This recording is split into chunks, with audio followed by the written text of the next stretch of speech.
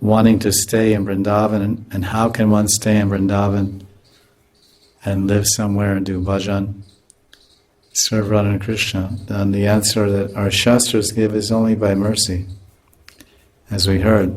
It says, Vina Vishnu prasadena shanamekam natishtati.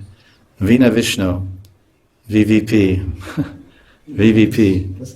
I have to get a code, some code from like college, you have to memorize so many things.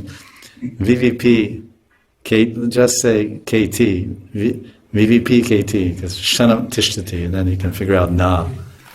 So VVP KT, VVP KT.